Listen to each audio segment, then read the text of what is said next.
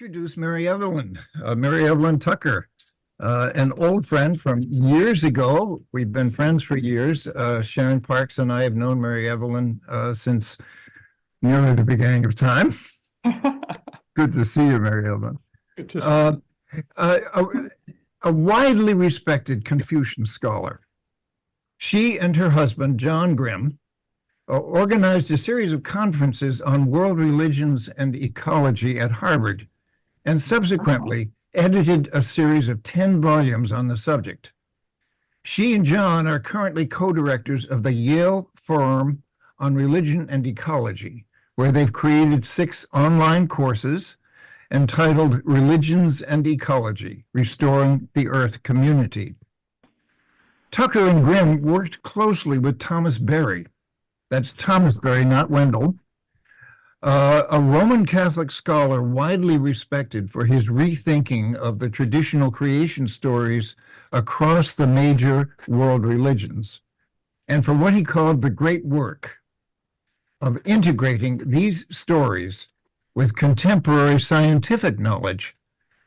In addition, they edited Thomas Berry's books and wrote his biography.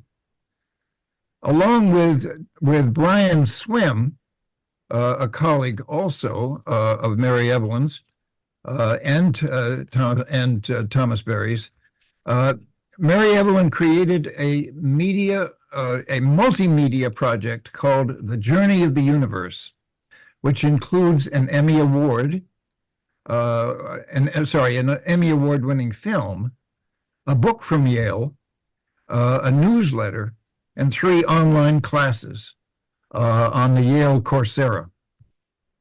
So she has been at this business for a long time.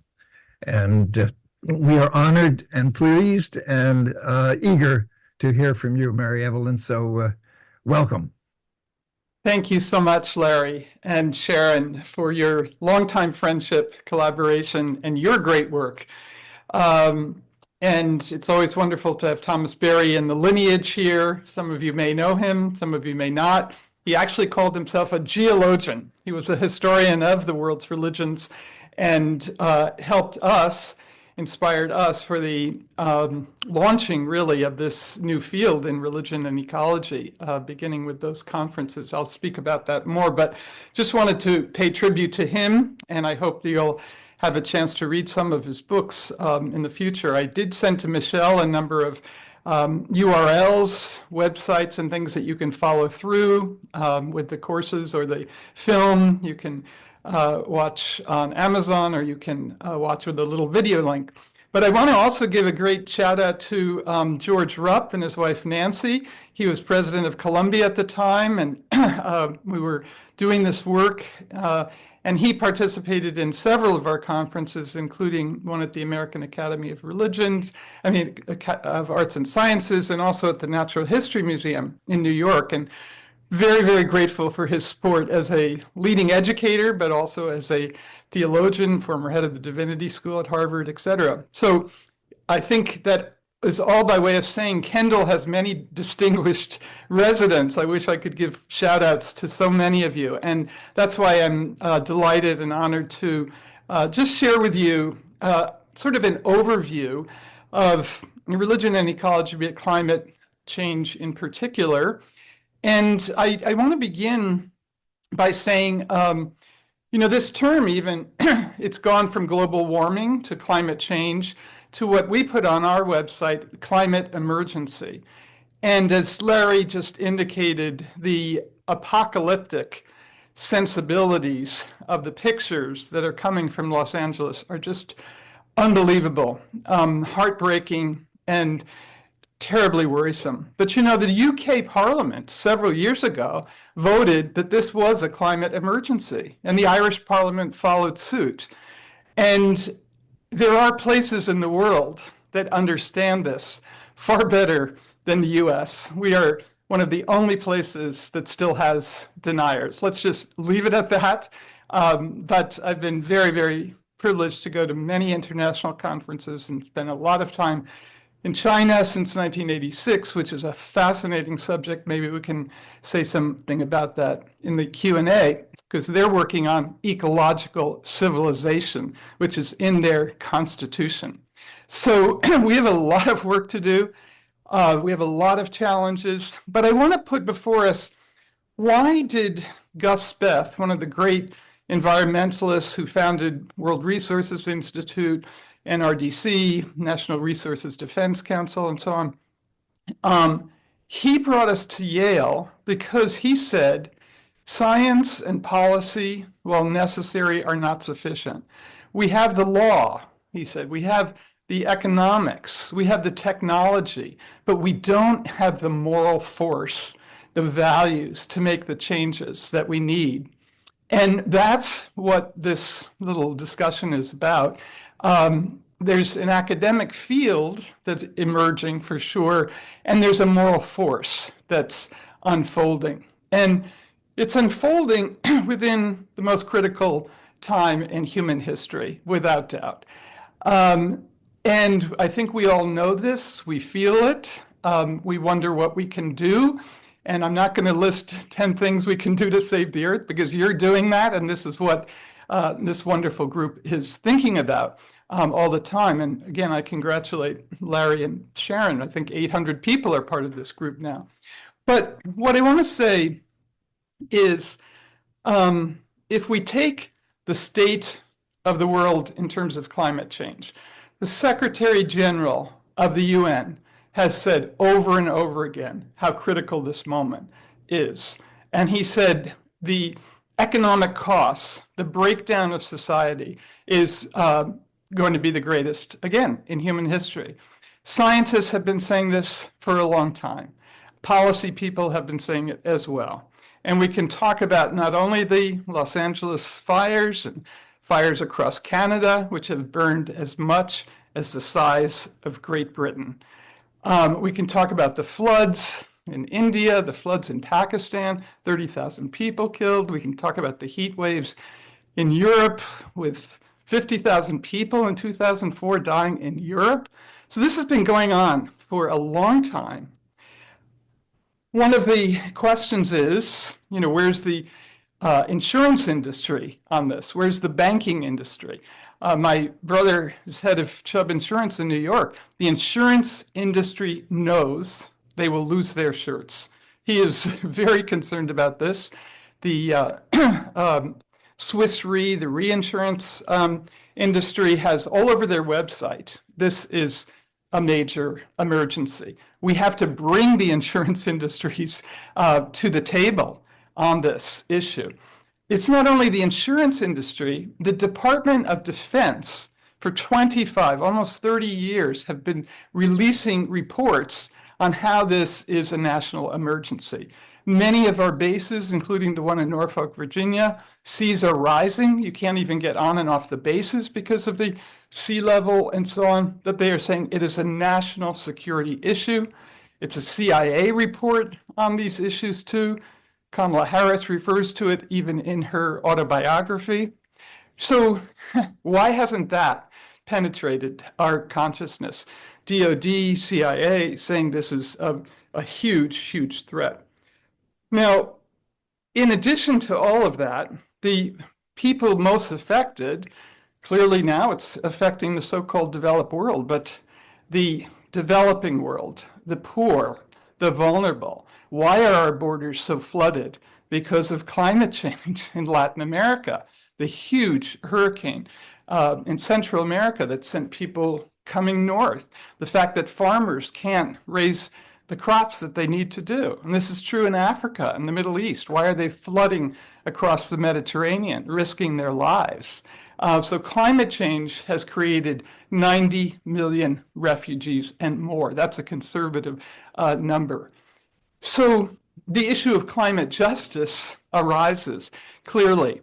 And that's where I'll make a transition to what are the religions doing about this. And it's to say religions have their problems and their promise. We all know that. There's no one answer to these problems, but it's an integrated answer that we need. We do need the science and policy. We need a new green economics. China is talking about green GDP, development along, we've been to many conferences, circular economy and so on. Other parts of the world are talking about ecological economics. And we've got some of the greatest leaders in this country on that topic. So we need the science and policy and economics and law and technologies. Again, China is producing EVs, electric vehicles, and solar panels at such a rate. It's phenomenal.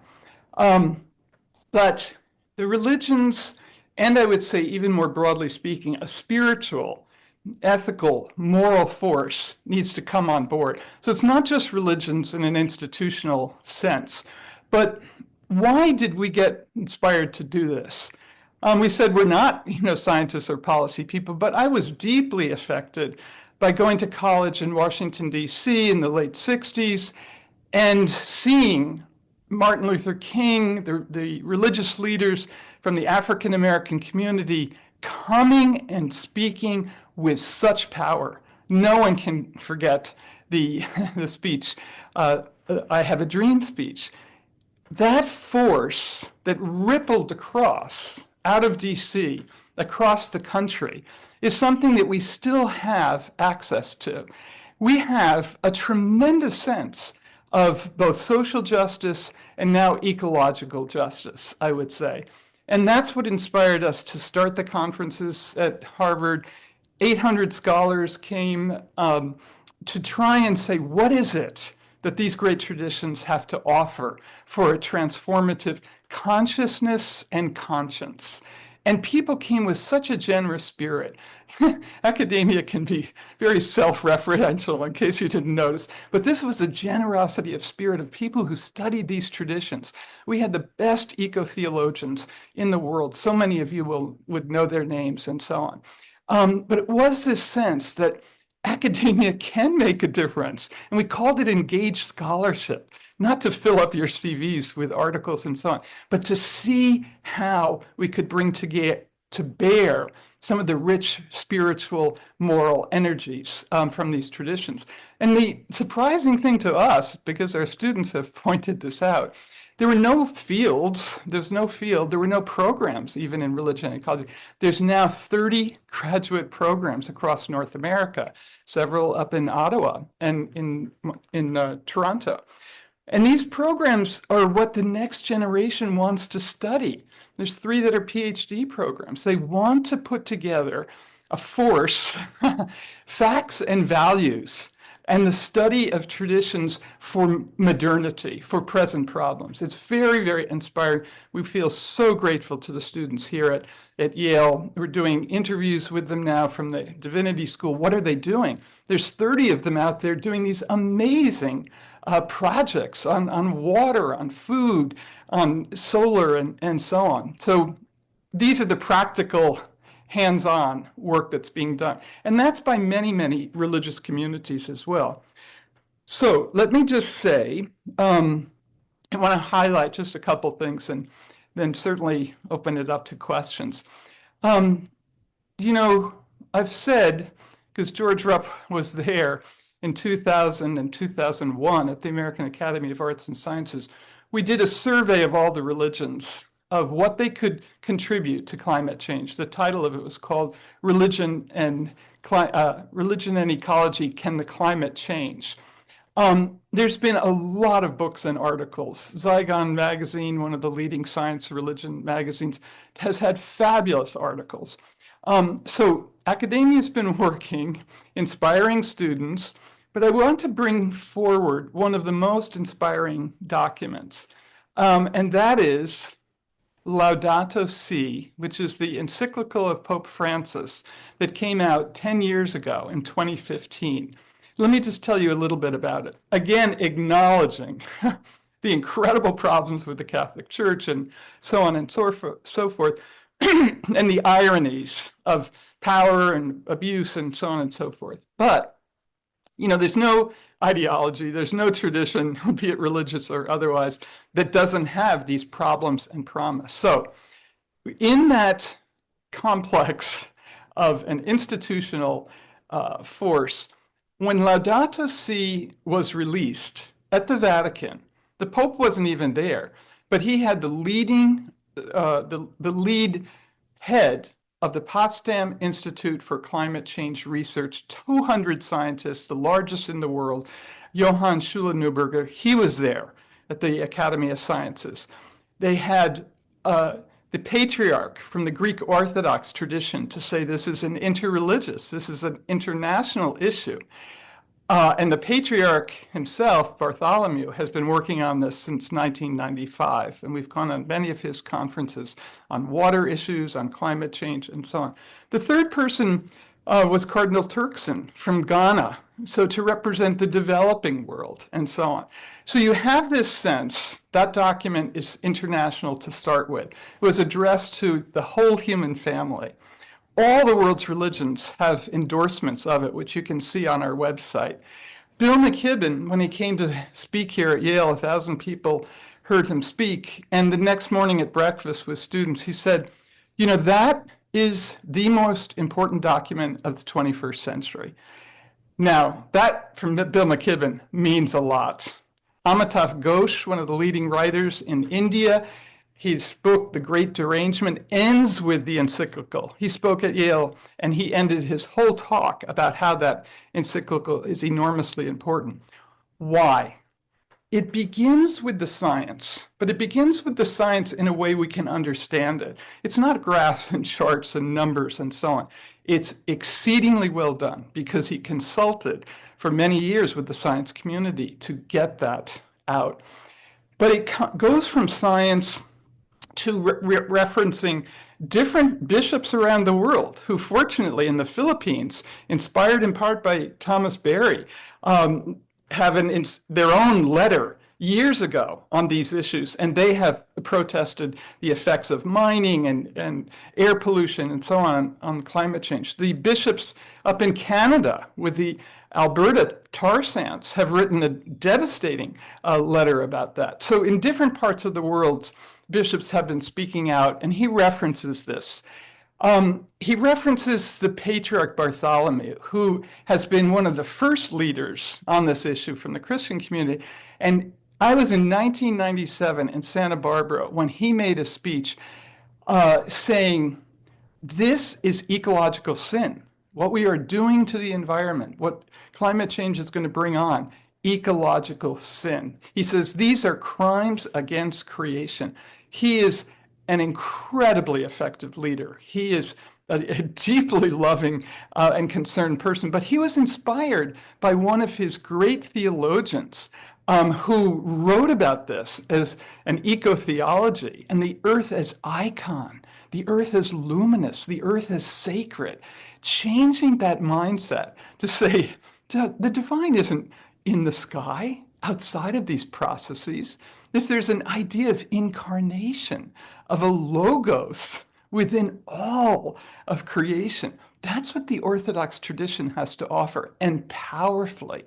And he had conferences in the Amazon where we're sitting there on boats on the river.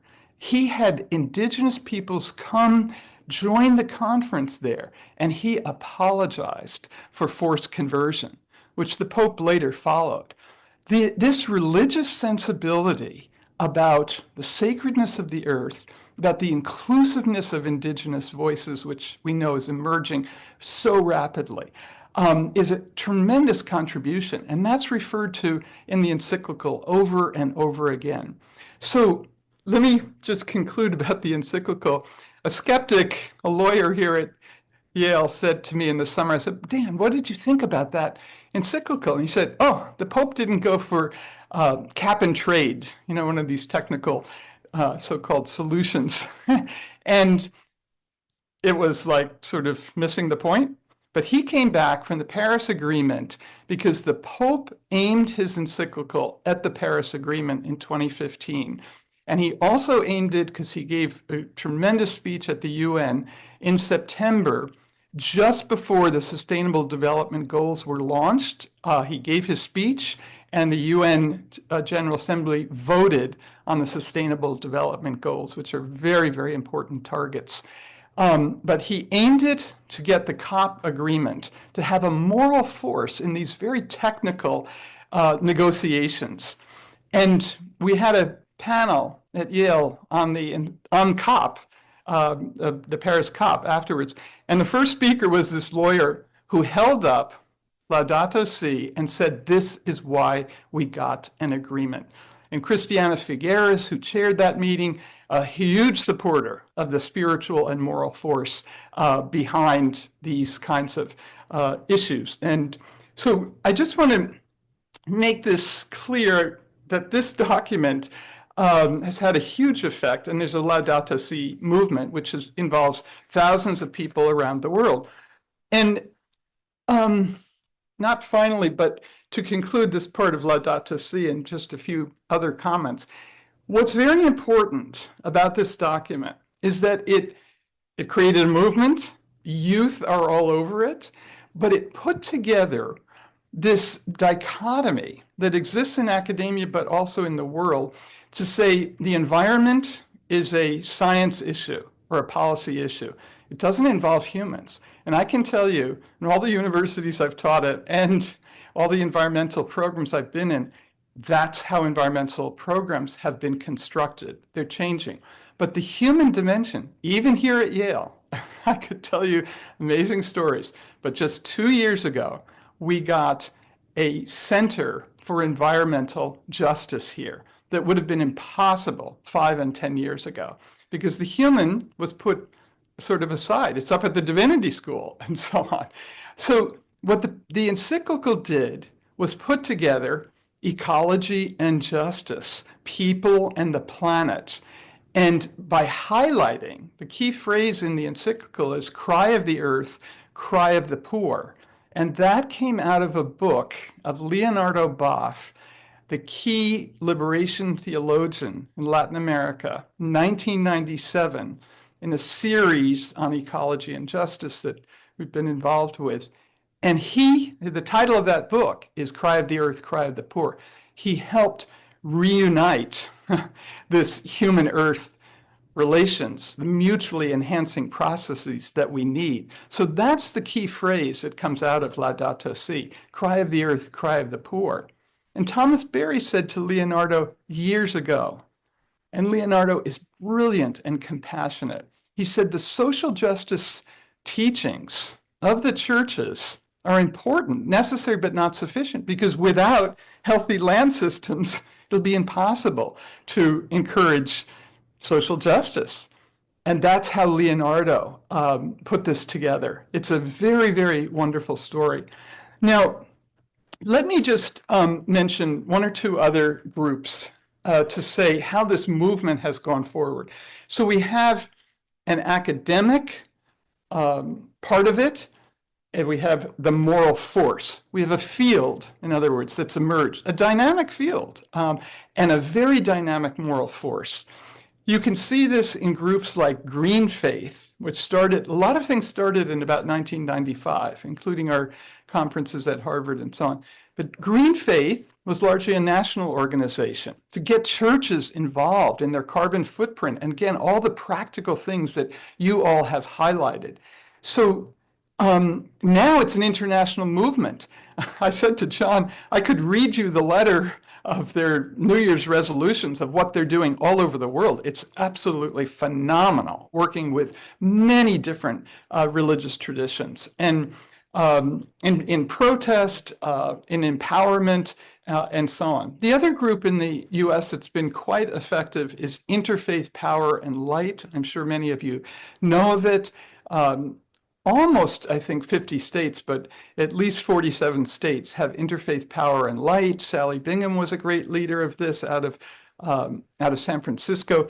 And they're doing, again, the practical things, measuring carbon footprint in places of worship and so on. But they're also advocating, doing lobbying in DC and so on. Very, very effective. And I could name a whole bunch others at Union. Karenna Gore has a wonderful Earth Ethics Center The African American churches have gotten behind this. There's a wonderful guy, Ambrose Carroll, who started greening Black churches, et cetera, et cetera. So, just to conclude, we have, to repeat, an academic field, 30 graduate programs, a force of such power that I'll leave you with this example.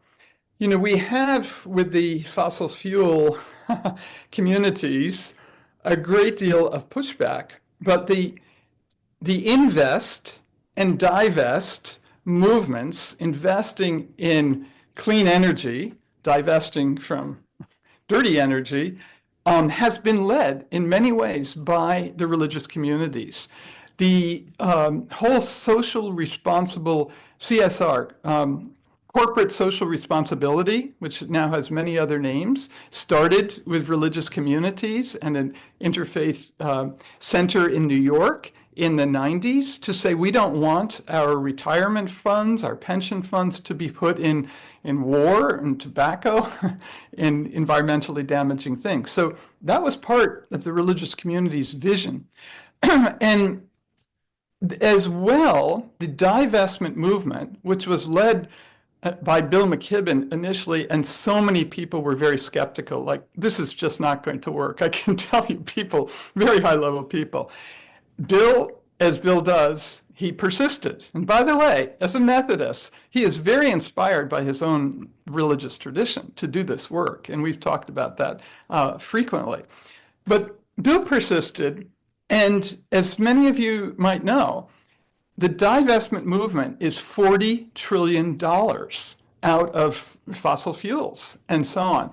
But a third of that is from the religious communities, which is tremendous. They just got on board, in part because they knew the corporate social responsibility side of things. And they have been absolute leaders. The Summer of Heat in New York, many of you are aware that the third act that Bill has founded, Nancy Wright, who lives in Kendall in Connecticut here, Davida Crabtree, also in a Kendall, up in Bloomsbury, Seabury it's called. They went down and they were arrested. Okay, these are both religious leaders, I might mention. So religious communities have done a great deal across the board. And I think will continue to do that because they have, as do many people of a much broader spiritual, ethical sensibility, they have a resilience. They have the possibility of knowing failure is always there, but it's not what we want to give our attention to. Discouragement is ever present. Despair lurks on our shoulders all the time. But there is a possibility of transformation, and that's the spiritual force that they bring to all of us. So I'll conclude there, and I'll be delighted to have your comments, questions, pushback maybe. Thank you so much.